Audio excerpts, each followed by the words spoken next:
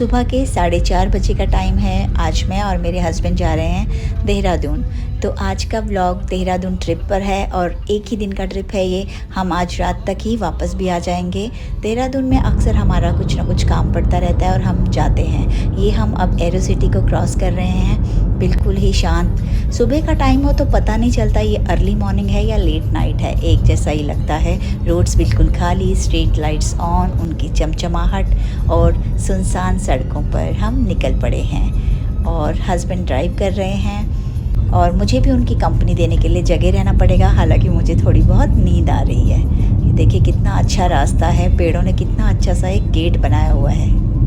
South Delhi का R K. पुरम का ये एरिया है और ये हम क्रॉस कर रहे हैं किदवाई नगर। ये अपार्टमेंट्स बहुत पुराने नहीं हैं, गवर्नमेंट क्वार्टर्स के चेंज करके यहाँ पर बिल्डिंग्स बनाई गई है, जितना मुझे नॉलेज है। पर ये बहुत सुंदर लगते हैं रोड से जब भी जाओ। अब हम प्रगति विहार को क्रॉस कर रहे हैं। यहाँ पर भी लाइट्स कितनी सुंदर लग रही हैं, पूरा अच्छा सा एक क्राउन के जैसा लग रहा है।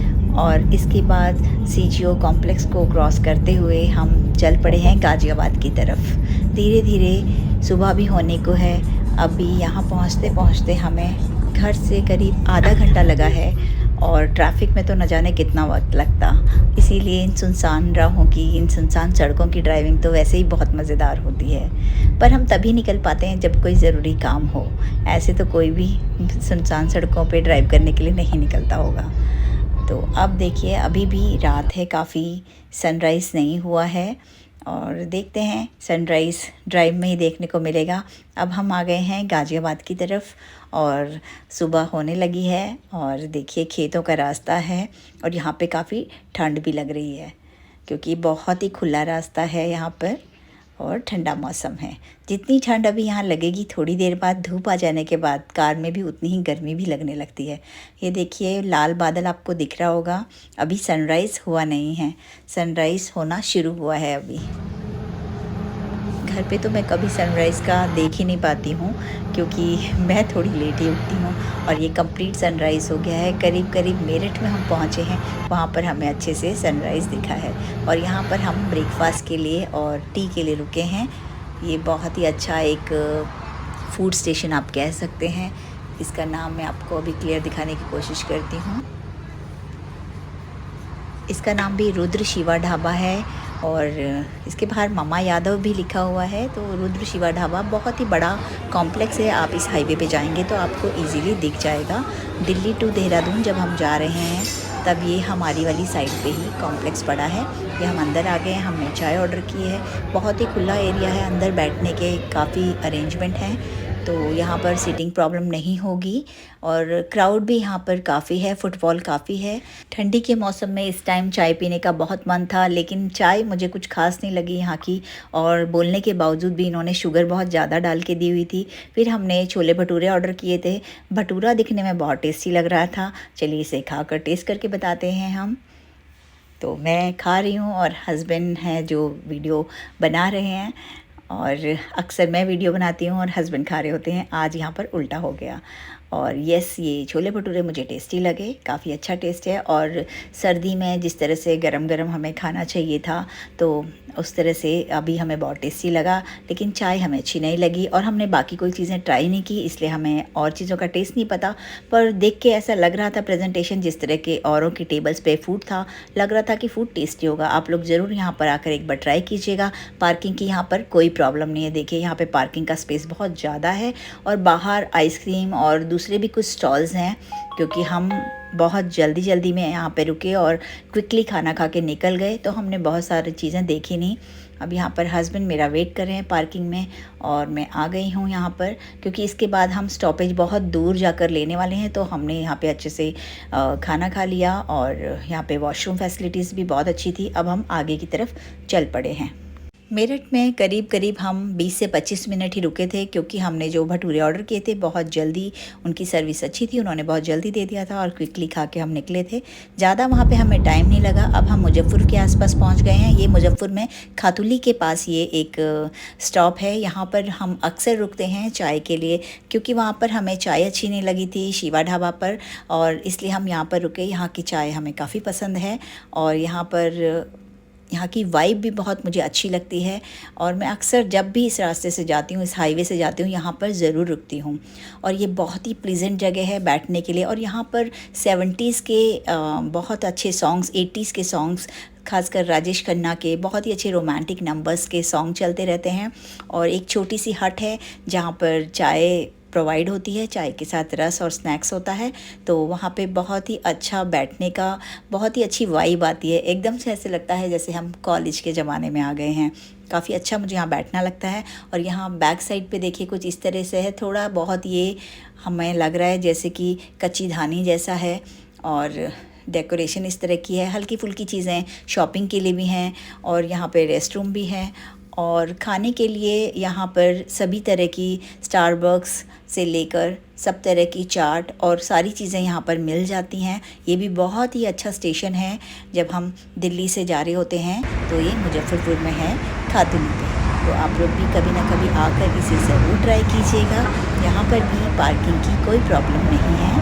अब मैं आपको इसके आसपास जो रेस्टोरेंट्स हैं वो दिखा देती हूँ। ये देखिए स्टारबक्स आप देख सकते हैं, बहुत ही अच्छा वेल मेंटेन लग रहा है। अंदर मैं नहीं गई हूँ और मे बी नेक्स्ट टाइम में आके मैं इसको ट्राई करूँ।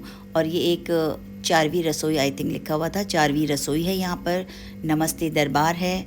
तो रेस्टोरेंट यहाँ पे बहुत सारे हैं, आप लोग इजीली यहाँ पर अपना टाइम स्पेंड कर सकते हैं। यहाँ आराम से 1 से 2 घंटा आप आराम से निकाल सकते हैं। इतनी चीज़ें हैं, इतनी वैरायटी है। ये देखिए सबवे, बिल्कुल स्टारबक्स और नमस्ते दरबार के ऑपोजिट है सबवे।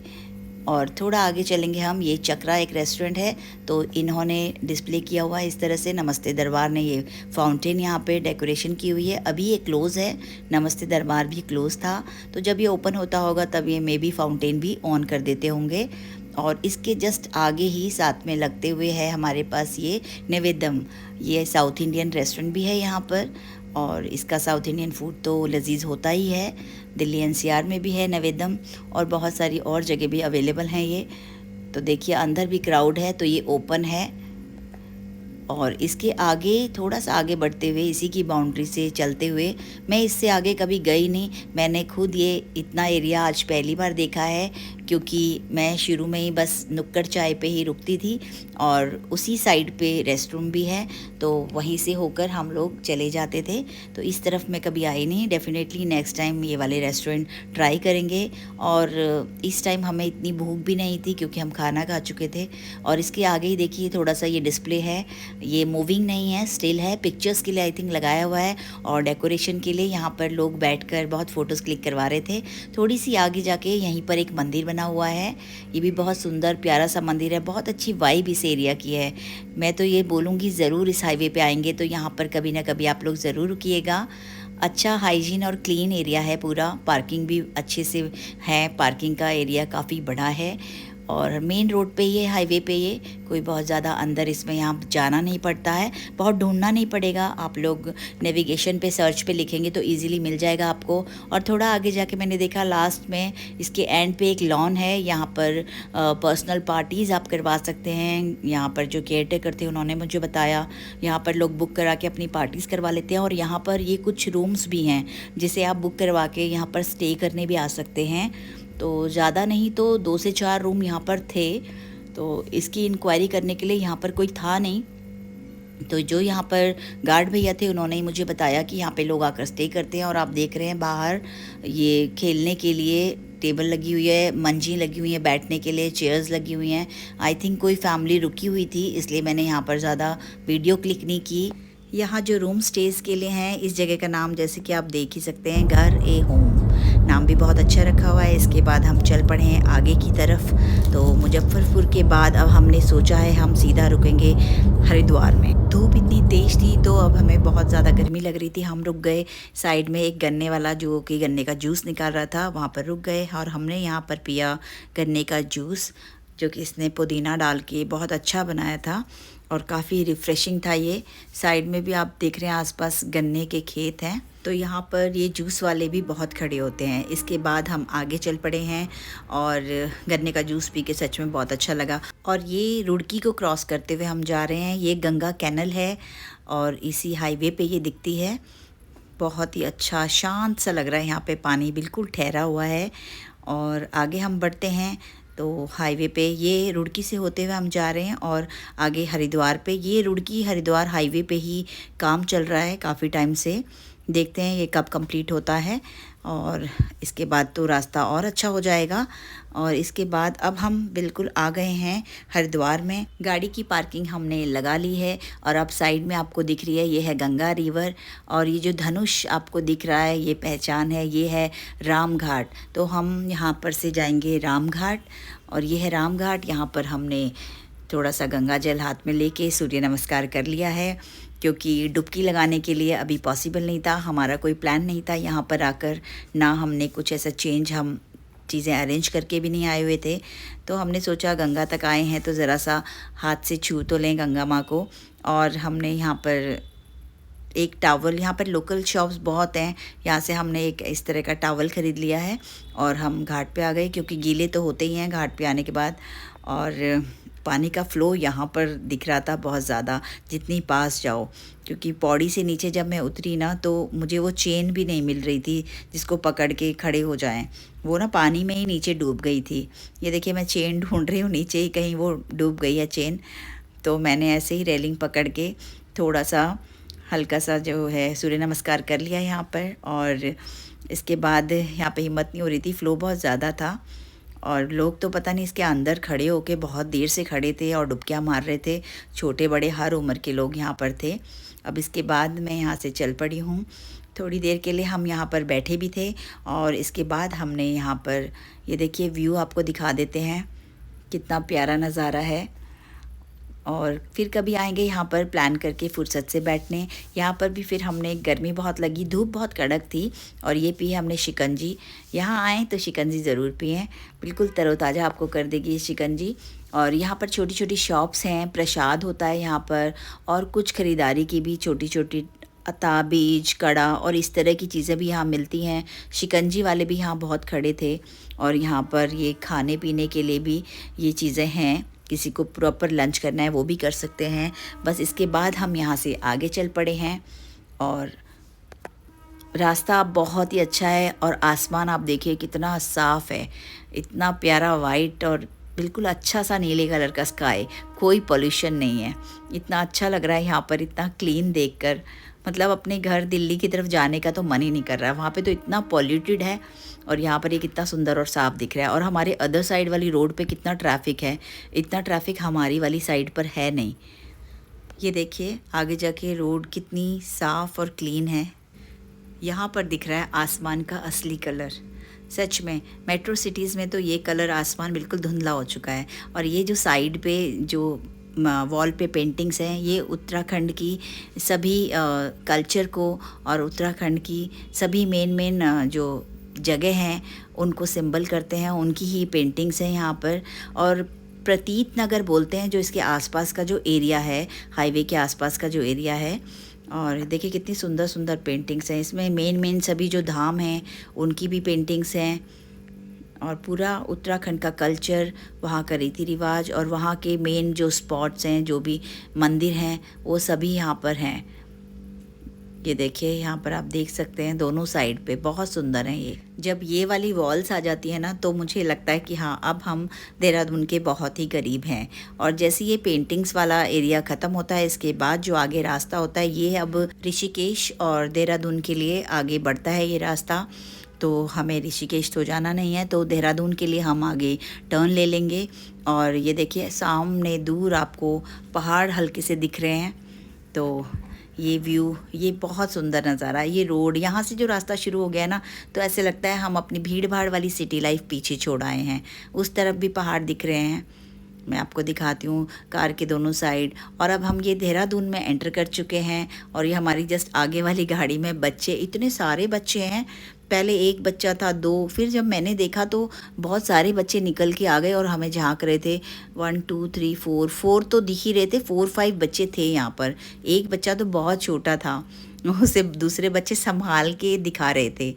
हाँ, तो हमसे इशारे में ये पूछ रहे थे कैसे हो, कहाँ जा रहे हो। तो इन्हें भी मैंने वीडियो में ले लिया। बहुत देर तक इन्होंने मुझसे बातें की अब इसके बाद हम आ गए हैं अपनी मंजिल पर। यहाँ हमारा कुछ काम है और उस काम को करने के बाद हम सेम डे पे वापस जाएंगे।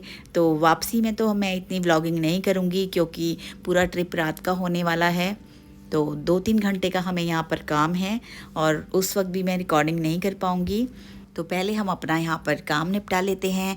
2 से 3 घंटे हमें लग सकते हैं इस काम में। तो आपसे मिलते हैं अब हम थोड़ी देर के बाद।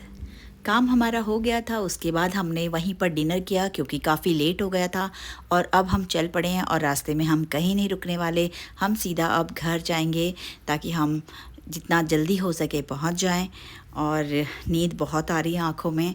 पूरे दिन के जगह हैं और आने वाले दिन भी बहुत ज़्यादा अर्ली मॉर्निंग निकल गए थे हम, तो उठ भी गए थे। मैं करीब 2 बजे तक उठ गई थी।